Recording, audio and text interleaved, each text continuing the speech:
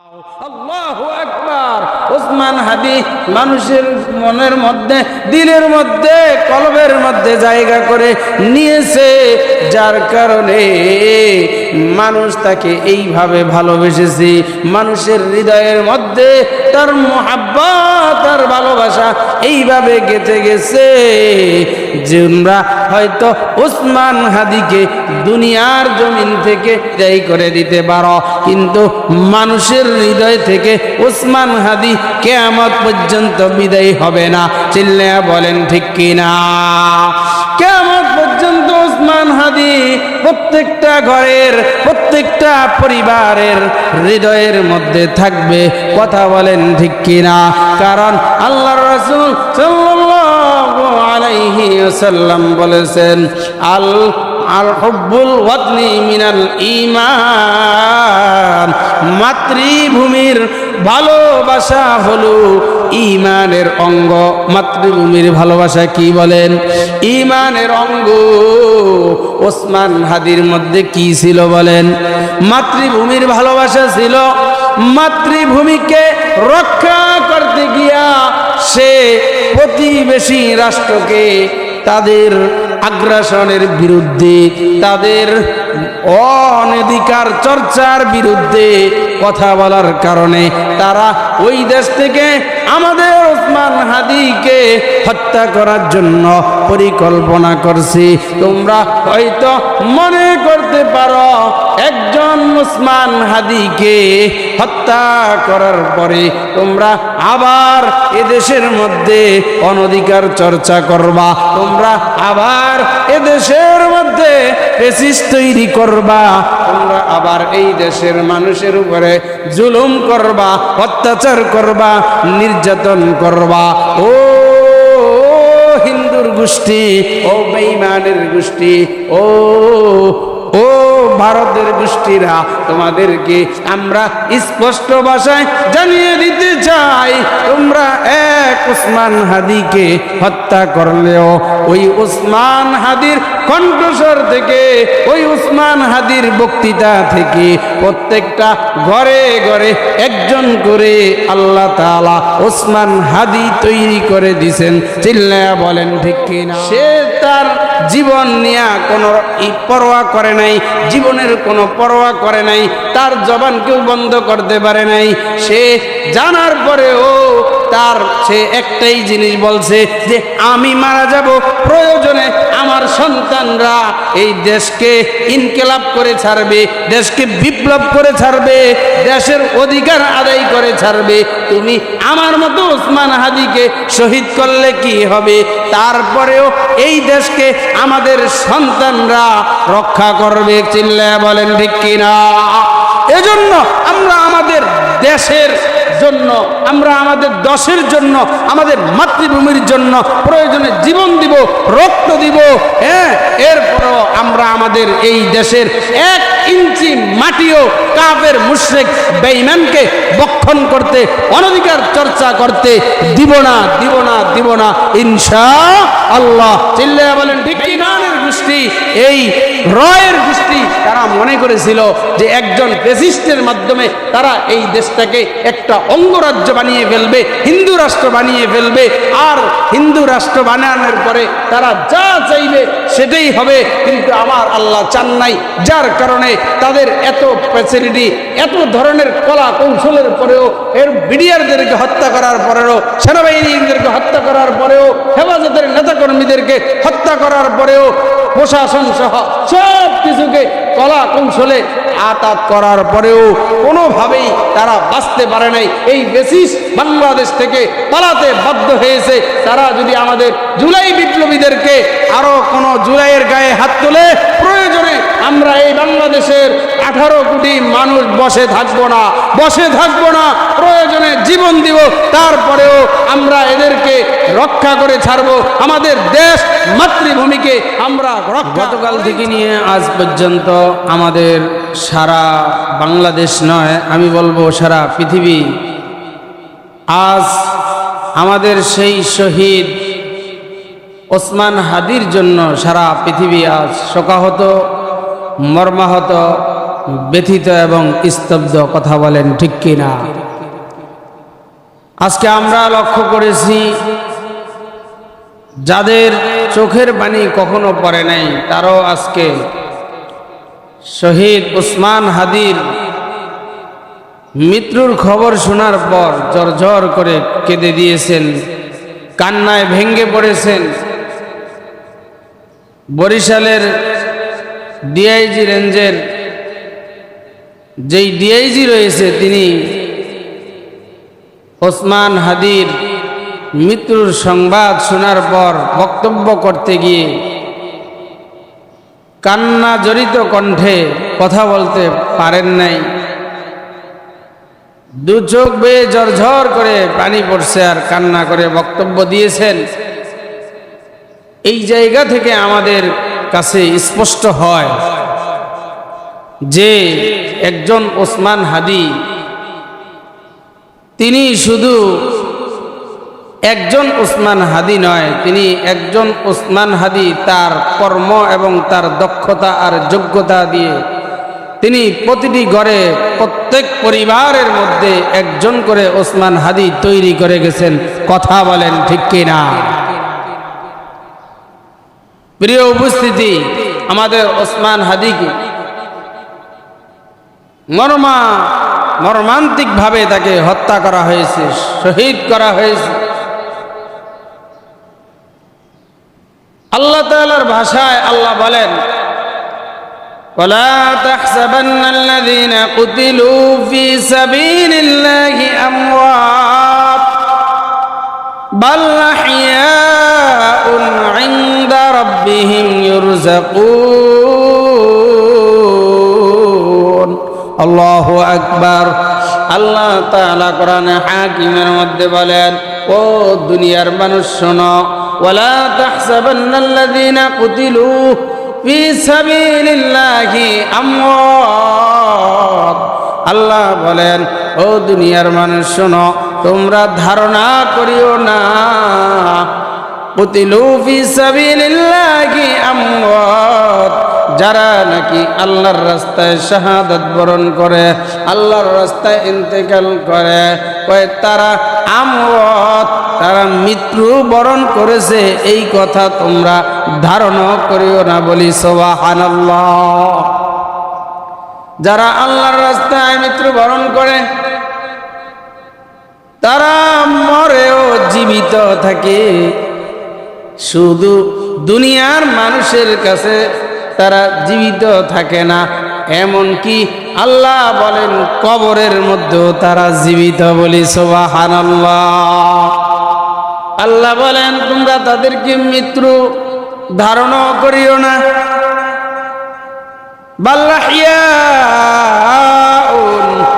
আমার আল্লাহ বলেন বরং তারা হলো কবরের মধ্যে জীবিত। ইনদা রাব্বিহিম, মৃত মানুষকে তো আল্লাহ রিজিক দেন না। কথা বলেন ঠিক কিনা? মৃত মানুষ রিজিক দিয়া কি করবে? আল্লাহ বলেন যারা আল্লাহর রাস্তায় শাহাদাত বরণ করবে তারা কেউ মৃত না, বরং বাল্লাহিয়া, বরং তারা হলো জীবিত। বাল্লাহিয়াউন ইনদা রাব্বিহিম, আর তারা কবরের মধ্যে জীবিত থাকার কারণে আল্লাহ বলেন আমি আল্লাহর পক্ষ থেকে তাদেরকে রিজিক দেওয়া হয়। বলি সুবহানাল্লাহ। বাল্লাহিয়াউন ইনদা রাব্বিহিম ইরযাকুন ফারিহিনা বিমা আতাহুম মিন ফাদলিহি। ও ইমানদার আল্লাহর গোলাম, যারা নাকি আল্লাহর রাস্তায় শাহাদাত বরণ করছে তারা নিজেরা আনন্দিত থাকে। বলি সুবহানাল্লাহ। আল্লাহ তাদেরকে যেই নেয়ামত দিয়েছেন, শাহাদাতের মতো নেয়ামত দান করেছেন, এই জন্য তারা খুশি, তারা কি না বেজার না। আমাদের শহীদ ওসমান হাদিও কিন্তু বেজার হয় নাই। আমরা সব বাংলাদেশি নয়, সারা পৃথিবীর মধ্যে 250 থেকে 350 কোটি মুসলমান সবাই ওই ওসমান হাদির জন্য দোয়া করেছে।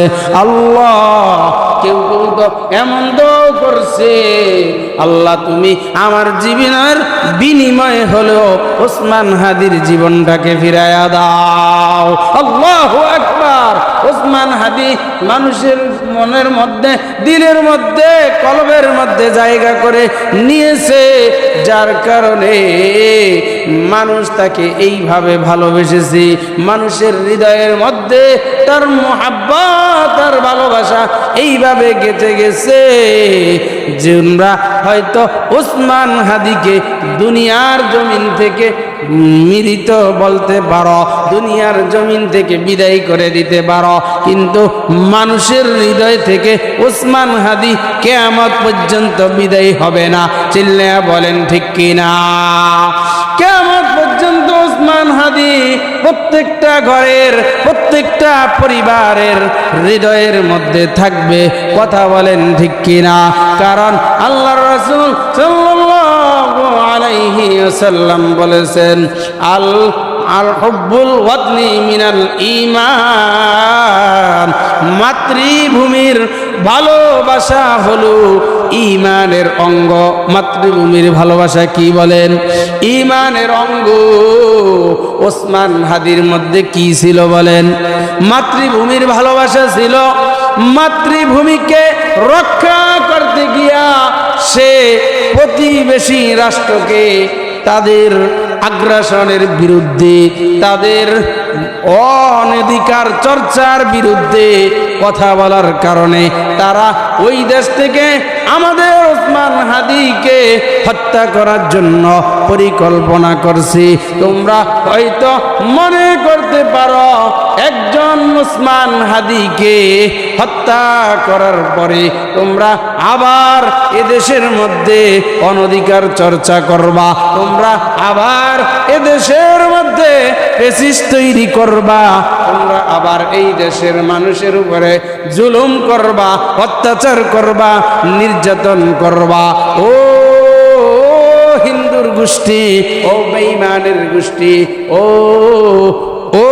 ভারতের গোষ্ঠীরা, তোমাদেরকে আমরা স্পষ্ট ভাষায় জানিয়ে দিতে চাই, তোমরা এক ওসমান হাদিকে হত্যা করলেও ওই ওসমান হাদির কণ্ঠস্বর থেকে, ওই ওসমান হাদির বক্তৃতা থেকে প্রত্যেকটা ঘরে ঘরে একজন করে আল্লাহ তাআলা ওসমান হাদি তৈরি করে দিয়েছেন। চিল্লায়া বলেন ঠিক কিনা? তোমাদের বিরুদ্ধে লড়ার জন্য, তোমাদের অনধিকার চর্চার বিরুদ্ধে লড়ার জন্য প্রত্যেকটা পরিবারের মধ্যে প্রত্যেকটা সন্তান ওসমান হাদি হয়ে দেশের পক্ষে থেকে, মানুষের পক্ষে থেকে রক্তের বিনিময় হলো, তাদের জানের বিনিময় হলো আমাদের এই মাতৃভূমিকে তারা যেই কোনো মূল্যে রক্ষা করে ছাড়বেই ছাড়বে। চিল্লায়া বলেন ঠিক কিনা? ও ইমানদার আল্লাহর গোলাম, আল্লাহ তাআলা বলেন, যারা আল্লাহর রাস্তায় শহীদ হবে, ওয়ালা তাহসাবান্নাল্লাযীনা কুতিলু ফী সাবিলিল্লাহি আমওয়াত বাল আহইয়াউন ইনদা রাব্বিহিম ইরযাকুন। আল্লাহু আকবার। আল্লাহ তাআলা তাদেরকে কবরের মধ্যে রিজিক দান করেন, রিজিক দান করেন।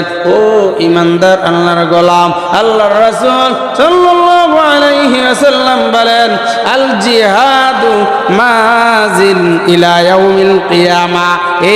চিন্তা করে দেখেন, জিহাদ কোন দিন পর্যন্ত চলবে বলেন তো দেখি? কিয়ামত পর্যন্ত জিহাদ চলবে। কোন পর্যন্ত? কিয়ামত পর্যন্ত জিহাদ চলবে।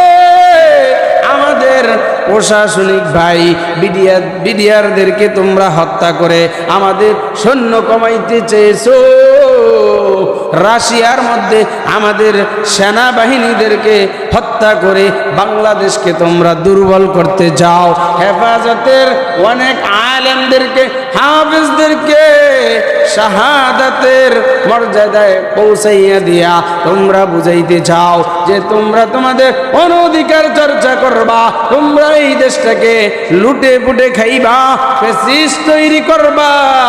ও জালেমের বাচ্চা, ও হিন্দুর বাচ্চারা, আমরা তোমাদেরকে স্পষ্ট ভাষায় জানিয়ে দিতে চাই, ও বেঈমানের গোষ্ঠী শোনো, তোমরা যারা ভারতপন্থী রয়েছ, তোমরা হয়তো নিজেদেরকে এইটা প্রকাশ করবা, এটা ভাববা যে আমাদের দেশের পরিধি অনেক বড়, আমাদের সৈন্য সেনা অনেক বেশি, আমাদের এরকম ভাবে অস্ত্র শস্ত্র বেশি, হ্যাঁ আমাদের জনসংখ্যায় আমরা তোমাদের চাইতে বেশি, তোমরা এটা মনে করতে পারো।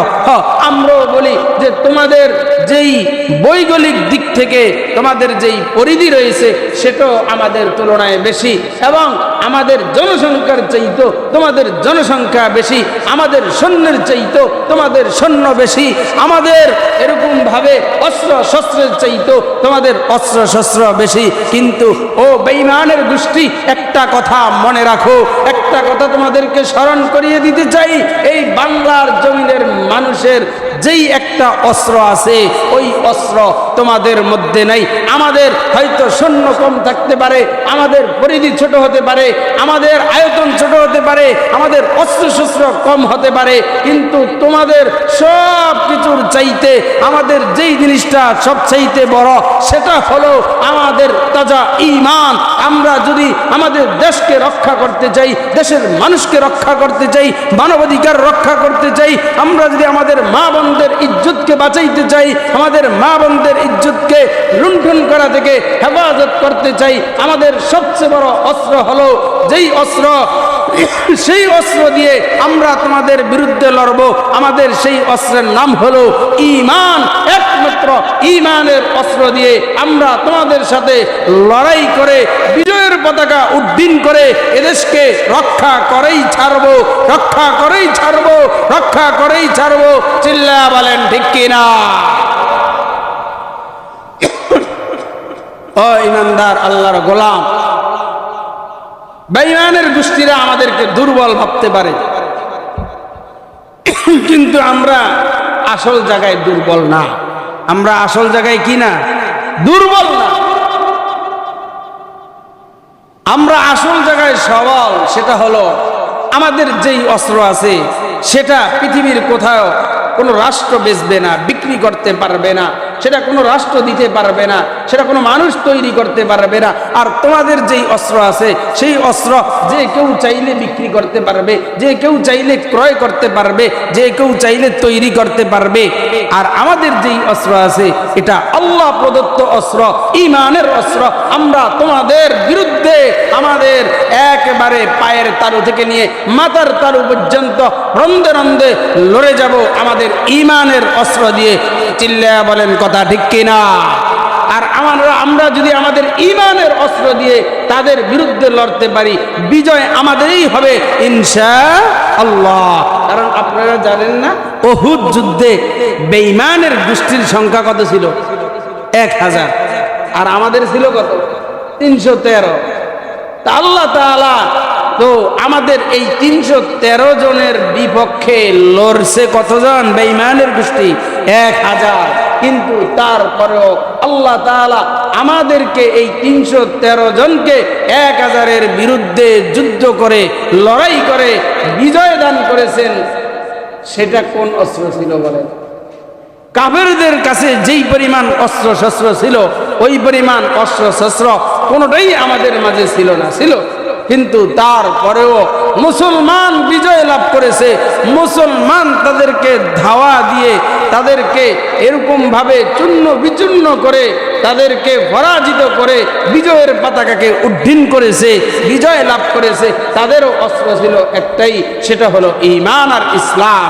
কথা বলেন ঠিক কিনা? ও ঈমানদার আল্লাহর গোলাম, আমরা যদি এখনো সেই সাহাবায়ে কেরামের ঈমান নিজেদের মধ্যে তৈরি করতে পারি, সেই ইসলাম যদি আমরা সেভাবে মানতে পারি, তাহলে ইনশাআল্লাহ আমরাও এই যুগের কাফের মুশরিক বেঈমানের বিরুদ্ধে আমরা লড়ব, লড়াই করে আমরা আমাদের বিজয়কে ছিনিয়ে আনবো, আমরা আমাদের পতাকাকে উড্ডীন করে তোমাদেরকে দেখিয়ে দিব ঈমানদাররাই সবল, ঈমানদার দুর্বল না, ঈমানদার কাউকে ভয় করে না। ঈমানদার কাকে বলে? ঈমানদার বলা হয় যে নাকি নিজের জীবন দিবে, রক্ত দিবে, প্রয়োজনে সব বিলীন করে দিবে, কিন্তু তারপরেও ঈমান দিবে না, ঈমান বিক্রি করবে না। চিল্লায়া বলেন ঠিক কিনা? কেউ কেউ হয়তো ঈমান বিক্রি করবে। কেন করবে? ক্ষমতার লোভে বিক্রি করবে। কথা ঠিক কিনা? কিন্তু প্রকৃত ঈমানদার সে ক্ষমতার লোভ হোক, টাকার লোভ হোক, যত কিছু হোক, সব কিছুর বিনিময়কে সে বিলীন করে দিবে, কিন্তু ঈমানকে বিলীন করবে না, ঈমানকে সে বিক্রি করবে না, নিজেও বিকৃত হবে না। চিল্লায়া বলেন ঠিক কিনা? আর যদি মুনাফিক মার্কা মুসলমান হয়, যে নাকি রাসূল সাল্লাল্লাহু আলাইহি সাল্লামের জামানায় মুনাফিক মার্কা মুসলমান ছিল, কথা ঠিক কিনা? তারা যখন রাসূলের কাছে আসছিলেন কি বলছিলেন? ক্বালু আমান্না, আমরা ঈমান আনলাম। আর যখন শয়তানের কাছে যায় তখন কয় আমরা কি আছি? তোমাদের সাথে আছি। যখন ভারত চলে যায় কয় তোমরা যা কও তাই আমরা মানি, তোমাদের সাথে আছি। আর বাংলাদেশে আসলে কয় বাংলাদেশের মাটি আমার জন্য খাঁটি, কিন্তু সময় হইলে পালায়া আমি ভাগি। তাহলে তোমার জন্য যদি দেশের মাটি খাঁটি হয়, তাহলে তুমি পালাও কিভাবে? আবার এই মাতৃভূমিকে তুমি কিভাবে বেঈমানের কাছে বিক্রি করে দিতে পারো? কথা বলেন ঠিক কিনা? প্রিয় উপস্থিতি, বেঈমানদের বড় একটা টার্গেট আছে। ওরা টার্গেট করবে এমন লোককে, যেই লোকটাকে টাকার বিনিময়ে, অস্ত্রের বিনিময়ে, ভয়ের বিনিময়ে, কোনো বিনিময়ে তাকে ক্রয় করা যাবে না, ওই লোকটাকেই তারা হত্যা করার জন্য টার্গেট করবে। কথা বলেন ঠিক কিনা? আমাদের ওসমান হাদি ছিলেন, তিনি একজন বীর, তিনি একজন মুজাহিদ, তিনি একজন সাহসী সৈনিক। কথা বলেন ঠিক কিনা? তিনি নিজের জীবনের যদি পরোয়া করতেন তাহলে তিনি বুককে টান টান করে এইভাবে গরম বক্তব্য দিতেন না। আমাদের পড়শি দেশকে এভাবে তাদের অনধিকার চর্চার বিরুদ্ধে, তাদের অন্যায়ের বিরুদ্ধে এভাবে কথা বলতেন না যদি তিনি তার নিজের জীবনের পরোয়া করতেন। তিনি বারবার বলছেন একটা কথা, ওসমান হাদির এই কথাটা পুরা ইলেকট্রনিক জগতে, মিডিয়া জগতে ঘুরপাক খাচ্ছে। আমার জীবন যখন মৃত্যু হবে তখন আল্লাহই মৃত্যু দিবে। হয়তো আমরা এখন অনেকে বলতেছি যে আল্লাহ ওসমান হাদিকে আমাদের মাঝে ফিরিয়ে দাও, এত মানুষের দোয়া ছিল, কিন্তু তারপরেও সে ফিরে আসলো না, বাঁচলো না। আমরা অনেকে মনে করি যে আল্লাহ তাকে নিয়ে গেল। হয়তো আল্লাহ, আমাদের ধারণা ভিন্ন হতে পারে, কিন্তু আল্লাহর ধারণা আমাদের চাইতে আরো উন্নত, আরো উঁচু, আরো বেগবান, আরো উত্তম। হয়তো আল্লাহ তার কল্যাণ চেয়েছেন, আল্লাহ তার সুউচ্চ মর্যাদা চেয়েছেন, বিদায় আল্লাহ তাকে নিয়ে গেছেন। বলি সুবহানাল্লাহ। এজন্য আল্লাহ তাকে নিয়ে গেছেন। আল্লাহ তাকে চান সম্মানিত করতে। কি করতে চান? আল্লাহ তাকে সম্মানিত করতে চান। এজন্য আল্লাহ হয়তো, কারণ আল্লাহর কাছে অসম্ভব কিছু। মৃতকে আল্লাহ জীবিত করতে পারে, আবার জীবিতকেও আল্লাহ কি করতে পারে? মৃত করতে পারে। কিন্তু দুনিয়ার এমন কোনো মানুষ নাই যে নাকি মানে মারতে চাইলে কেউ বাঁচাইতে পারবে, আর কেউ বাঁচাইতে চাইলে তাকে কেউ রাখতে পারবে। এটা দুনিয়ার কেউ পারবে না, এটা আল্লাহর দ্বারাই সম্ভব। আল্লাহ তাআলা চাইলে মৃতকেও জীবিত করতে পারে, জীবিতও মৃত করতে পারে। আমার আল্লাহ চাইলে এই শহীদ ওসমান হাদিকে জীবিত করতে পারতেন, আমাদের মাঝে ফিরিয়ে দিতে পারতেন। হয়তো আল্লাহ করেন নাই, এজন্য যে তার ভিতরে শাহাদাতের তামান্না ছিল। এজন্য আল্লাহর প্রিয় যারা, তাদেরকে আল্লাহ দূরে রাখতে চান না, তাদেরকে চান আল্লাহ তার অতি তাড়াতাড়ি কাছে নিয়ে যাইতে। বলি সুবহানাল্লাহ। হয়তো এই জন্য আল্লাহ তাকে নিয়ে গেছেন। আর বেঈমানের গোষ্ঠী হয়তো খুশি হয়েছে, তারা মনে করতেছে আমরা সাকসেসফুল, হয়তো আমাদের মিশন আর ভিশন আমরা সাকসেসফুল করতে পারবো। না না, তোমরা বোকার স্বর্গে বাস করতেছ। তোমাদের এই ধারণা যদি তোমরা করে থাকো এক ওসমান হাদিকে বিদায়ী করার মাধ্যমে তোমরা এদেশে অনধিকার চর্চা করবে, তোমরা এদেশে পেচিস তৈরি করবে, তোমরা মুসলমানদেরকে তিলে তিলে মারবে, হত্যা করবে, এটা তোমরা ধারণা করতে পারো। কিন্তু যতদিন মুসলমানের মধ্যে ঈমান থাকবে, ইসলাম থাকবে, কোরআন থাকবে, কোরআন প্রেমিক থাকবে, মসজিদ প্রেমিক থাকবে, মাদ্রাসা প্রেমিক থাকবে, আলেম প্রেমিক থাকবে, ততদিন এই কাফের গোষ্ঠী, বেঈমানের গোষ্ঠীরা ধ্বংস হবে, ক্ষতিগ্রস্ত হবে। ইসলাম, ঈমান, মুসলমান এবং বাংলাদেশের কোনো ক্ষতি তোমরা করতে পারবা না, পারবা না, পারবা না। চিল্লায়া বলেন ঠিক কিনা? আমাদের ঈমানদার মুসলমান, তোমরা হয়তো মনে করতে পারো বাংলাদেশের সেনাবাহিনী কম, বাংলাদেশের র্যাব, বিজিবি, অন্যান্য ফোর্স কম, কিন্তু আমরা তোমাদেরকে স্পষ্ট ভাষায় জানিয়ে দিতে চাই, আমাদের বাংলাদেশের যতগুলো মুসলমান আছে প্রত্যেকটা মুসলমান এক একজন র্যাব, এক একজন সেনাবাহিনী, এক একজন বিমান বাহিনী, এক একজন এরকমভাবে র্যাব বাহিনী, যে তাদেরকে তোমরা কোনোভাবেই পরাজিত করতে পারবা না, পারবা না, পারবা না। চিল্লায়া বলেন ঠিক কিনা? মুসলমান তাদের জীবন দিবে কিন্তু দেশ দিবে না, কথা ঠিক কিনা? কেউ কেউ দিবে, তারা মুনাফিক, তাদের ঈমান নাই। ঈমান নিয়ে কি আছে? আশঙ্কা আছে, কথা বলেন ঠিক কিনা? আমাদের ওসমান হাদি একটা কথা বলছেন যে আমি কাউকে পরোয়া করি না কোনো কথা বলতে। আমি জানি আমি এই কথাগুলো বললে আমার উপরে আঘাত আসবে, আমার জীবন থাকবে না, আমি একদিন এই দুনিয়ার জমিন থেকে চলে যেতে হবে, কিন্তু তারপরও আমি পরোয়া করি না। তিনি বলছেন যে আসমান ওয়ালার কাছে হলো ফয়সালা, আসমান ওয়ালা যদি চায় আমাকে আসমানে উঠে নিতে, জমিন ওয়ালা যদি চায় আমাকে জমিনের ভিতরে দলিশাত করে দিতে, পৃথিবীর কেউ আমাকে বাঁচাইতে পারবে না, পৃথিবীর কেউ আমাকে রাখতে পারবে না। আর আসমান ওয়ালা যদি আমাকে বাঁচাইতে চান, কেউ আমাকে নিতে পারবে না, মারতে পারবে না। আল্লাহু আকবার, আল্লাহু আকবার। শহীদ ওসমান হাদির কি ধারণা ছিল ভাই? ওই লোকটাকে তাদের টার্গেট করার মূল টার্গেট ছিল এটি যে ওই ছেলেটার ভিতরে সব চাইতে বড় অস্ত্র ছিল ঈমানের অস্ত্র। কথা বলেন কিসের অস্ত্র? ঈমানের অস্ত্র। তারা মনে করছে, দেখেন আবরার বাহাদ ওই ছেলেটাও ছিল আলেম, দিনদার পরিবারের সন্তান, আলেম পরিবারের সন্তান। এই ওসমান হাদি, ওর বাবা আলেম, ভাই আলেম, এরপরে ভাই একজন ডক্টর। এরা চিন্তা করছে যে কাকে আমরা ঘায়েল করতে হব। ওদের টার্গেট হলো যে এদেরকে টাকা দিয়া, পয়সা দিয়া, অস্ত্র শস্ত্র, বাড়ি গাড়ি দিয়া এদেরকে ক্রয় করা যাবে না, কারণ এদের ঈমান মজবুত। কি মজবুত?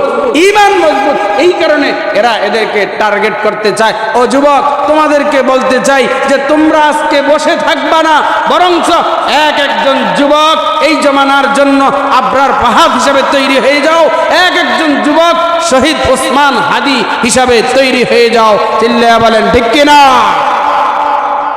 আমরা যদি আমাদের মানচিত্রকে রক্ষা করতে চাই, আমরা যদি আমাদের এই দেশ প্রেম, আমাদের মাতৃভূমিকে রক্ষা করতে চাই, আমরা যদি আমাদের অধিকার আদায় করে নিতে চাই, আমরা যদি আমাদের ইসলামকে চর্চা করতে চাই, আমরা যদি আমাদের ঈমানকে টিকিয়ে রাখতে চাই, তাহলে আমাদের লড়াই করে, যুদ্ধ করে, বেঈমানের বিরুদ্ধে যুদ্ধ করে বাঁচতে হবে। কথা বলেন ঠিক কিনা? আমাদের উজ্জীবিত হতে হবে। আমাদের প্রধান উপদেষ্টা ডক্টর ইউনুস সাহেব তিনি বলেছেন যে আমাদের ওসমান হাদি তিনি একজন সাহসী সৈনিক, তিনি একজন বীর, তার জন্য আমরা দিল খুলে দোয়া করব এবং আল্লাহ যেন এরকম ওসমান হাদি, এরকম একজন বীর প্রত্যেকটা ঘরে ঘরে তৈরি করে দেয়। বলেন আমিন। আমাদের শহীদ ওসমান হাদিকে এই হত্যার বিনিময়ে আল্লাহ তাআলা যেন শাহাদাতের মর্যাদা দান করেন, জান্নাতের সুউচ্চ মাকাম দান করেন, বলি আমিন। ও ইমানদার আল্লাহর গোলাম, হযরত জাবের রাদিয়াল্লাহু তাআলা আনহুর পিতা আব্দুল্লাহ, তাকে কাফেররা এরকম ভাবে হত্যা করতে চাইল। তিনি রাসূলের কাছে এসে জিজ্ঞেস করলেন যে হে নবী, আমি তো চাই আল্লাহর রাস্তায় জিহাদ করতে, তো জিহাদ করলে আমার লাভ হবে কি, আমি কি পাবো? তো রাসূল সাল্লাল্লাহু আলাইহি সাল্লাম বলেন যে হে জাবেরের বাবা আব্দুল্লাহ, শোনো, তুমি যদি আল্লাহর রাস্তায় শাহাদাত বরণ করো, তাহলে শাহাদাতের মর্যাদার চাইতে পৃথিবীতে আর কোনো মর্যাদা নাই। বলি সুবহানাল্লাহ। হযরত জাফর রাদিয়াল্লাহু তাআলা আনহু সেই তাবুক যুদ্ধে মুসলমানের সংখ্যা ছিল 3000, কাফেরদের সংখ্যা ছিল 1 লক্ষ। তাদের বিরুদ্ধে লড়াই করেছে।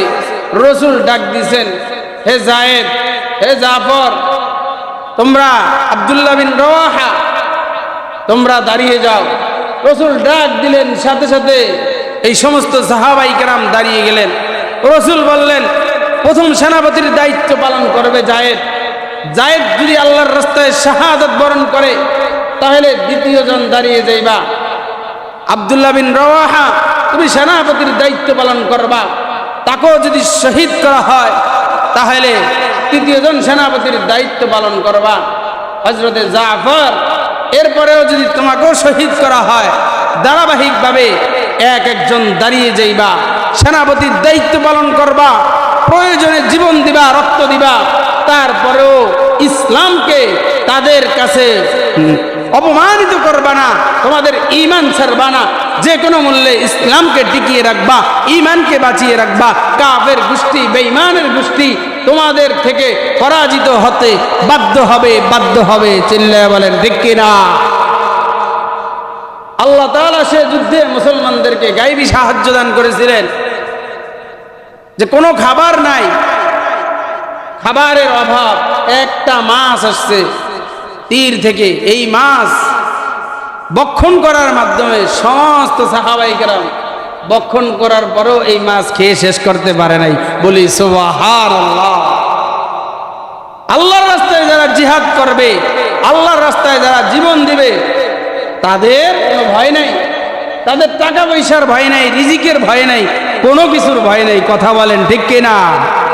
ও ইমানদার আল্লাহর গোলাম, হযরত জাফর রাদিয়াল্লাহু তাআলা আনহু কাফেররা যখন তাকে হত্যা করলেন, কাফেররা তাকে অস্ত্র দ্বারা যখন ডান হাতের মধ্যে আঘাত করলেন, হযরত জাফর রাদিয়াল্লাহু তাআলা আনহু ইসলামের পতাকাকে বাম হাতে ধারণ করলেন।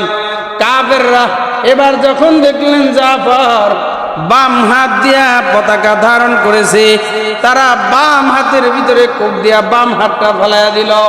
জাফর দেখলেন এবার পতাকাটা নিচে পড়ে যাইতেছে।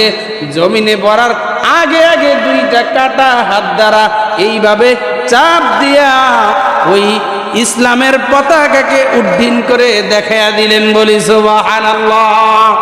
ও ইমানদার আল্লাহর গোলাম, যারা নাকি ইসলামের জন্য কাজ করতে চায়, যারা নাকি ইসলামকে সমন্বিত করতে চায়, ইসলামের পতাকা উড্ডীন করতে চায়, তারা প্রয়োজনে হাত দিবে, প্রয়োজনে পাও দিবে, প্রয়োজনে জীবন দিবে, তারপরেও ইসলামের পতাকা মাটিতে পড়তে দিবে না।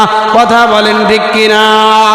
ও ইমানদার আল্লাহর গোলাম, হযরত সুমাইয়া রাদিয়াল্লাহু তাআলা আনহা, যাকে নাকি তার ঈমান নেওয়ার জন্য কাফেররা বর্ষার আঘাতের মাধ্যমে তার লজ্জাস্থানকে খণ্ড বিখণ্ড করে দিল, তার আপন সন্তানের সামনে হযরত সুমাইয়া রাদিয়াল্লাহু তাআলা আনহাকে উলঙ্গ করে তাকে দর্শন করলো, অপমান করলো, লজ্জিত করলো। ও ইমানদার আল্লাহর গোলাম, সুমাইয়া রাদিয়াল্লাহু তাআলা আনহার এমন ঈমান ছিল, এমন ইসলাম ছিল, এমন সাহস ছিল, এমন আল্লাহ প্রেমিক ছিল, এমন দেশ প্রেমিক ছিল। তারপরেও তিনি জীবন দিয়েছেন, নিজের ইজ্জত আবরু সব কিছু বিসর্জন দিয়েছেন। তারপরেও কাফেররা চেষ্টা করেছে তার জবান দিয়া বের করতে, যে হে সুমাইয়া, তুমি ঈমান ছেড়ে দাও, না হয় তোমার জীবন রক্ষা হবে না। তারপরেও সে ঈমান ছাড়ে নাই, জীবন আল্লাহর রাস্তায় বিসর্জন করে দিছে। সুবহানাল্লাহ। ও ইমানদার আল্লাহর গোলাম, যদি একজন মহিলা এরকম ঈমানওয়ালা হইতে পারে, ও যুবক তুমি আর আমি কেন, তোমার আমার ঈমান কেন দুর্বল থাকবে? তোমার আমার ঈমান ওই সুমাইয়া রাদিয়াল্লাহু তাআলা আনহার চাইতো আরো শক্তিশালী হইতে হবে, আরো মজবুত হইতে হবে। দেখো না, এই ওসমান হাদির থেকে শিক্ষা লাভ করো। সে জানতো তাকে এই হত্যা করার পূর্বেও বিভিন্ন মাধ্যমে তাকে লক করা হয়েছে, হুমকি দেওয়া হয়েছে, তার জীবন নাশ করার জন্য হুমকি দেওয়া হয়েছে। সে এমন কি এটা প্রশাসনকেও জানাইছে, তারপরেও সে তার জীবন নিয়ে কোনো পরোয়া করে নাই, জীবনের কোনো পরোয়া করে নাই, তার জবানকেও বন্ধ করতে পারে নাই। সে জানার পরেও সে একটাই জিনিস বলছে যে আমি মারা যাব, প্রয়োজনে আমার সন্তানরা এই দেশকে ইনকিলাব করে ছাড়বে, দেশকে বিপ্লব করে ছাড়বে, দেশের অধিকার আদায় করে ছাড়বে। তুমি আমার মতো ওসমান হাদিকে শহীদ করলে কি হবে? তারপরেও এই দেশকে আমাদের সন্তানরা রক্ষা করবে। চিল্লায়া বলেন ঠিক কিনা? এজন্য আমরা আমাদের দেশের জন্য, আমরা আমাদের দেশের জন্য, আমাদের মাতৃভূমির জন্য প্রয়োজনে জীবন দিব, রক্ত দিব। হ্যাঁ, এরপরও আমরা আমাদের এই দেশের 1 ইঞ্চি মাটিও কাফের মুশরিক বেঈমানকে বক্ষণ করতে, অনধিকার চর্চা করতে দিব না, দিব না, দিব না ইনশাআল্লাহ। চিল্লায়া বলেন ঠিক কিনা? ইনশাআল্লাহ জীবন দিয়ে হলো আমরা আমাদের দেশকে রক্ষা করব, প্রয়োজনে জীবন দিব, রক্ত দিব, তারপরে দেশকে রক্ষা করেই ছাড়ব।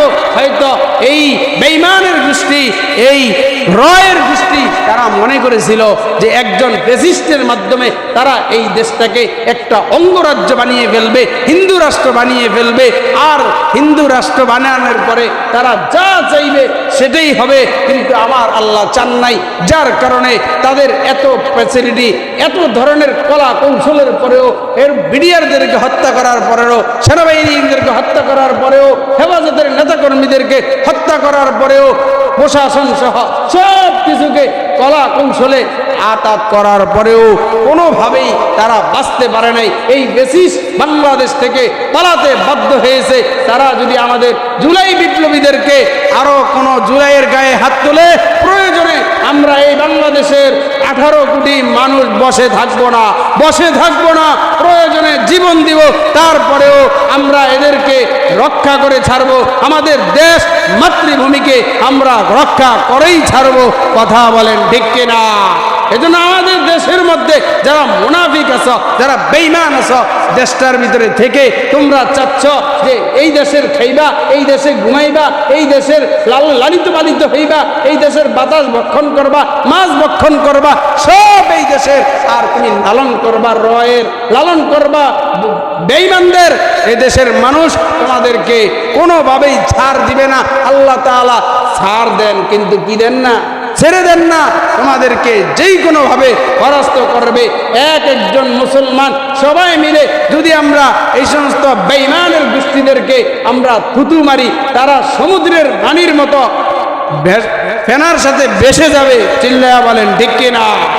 আর আমরা যদি আমাদের ঈমানের বিনিময়ে যুদ্ধ করতে পারি দেশের জন্য, তাহলে এই রয়ের গোষ্ঠী, কাফেরের গোষ্ঠীরা শুকনা পাতা যেমন এরকম ভাবে ফু দিলে উড়ে যায়, আমাদের যদি ঈমান থাকে আর ইসলাম থাকে, অস্ত্র লাগবে না, শস্ত্র লাগবে না, শুধু ঈমানের অস্ত্র দিয়া আমরা তাদের বিরুদ্ধে লড়বো। আর তারা এই বাংলার জমিন থেকে, এমনকি তারা তাদের ওখান থেকে যে অনধিকার চর্চা করতে চায়, সব বেচতে যাবে, আর শুকনা পাতার মতো তারা উড়ে যাবে। চিল্লায়া বলেন ঠিক কিনা? আল্লাহ তাআলা আমাদের ওসমান হাদিকে শাহাদাতের মর্যাদা দান করুন। ঘরে ঘরে এক একটা ওসমান হাদি আল্লাহ তাআলা তৈরি করে দেন। এদেশকে আল্লাহ তাআলা বেঈমান কাফের গোষ্ঠী থেকে হেফাজত করেন। সকলে বলি আমিন।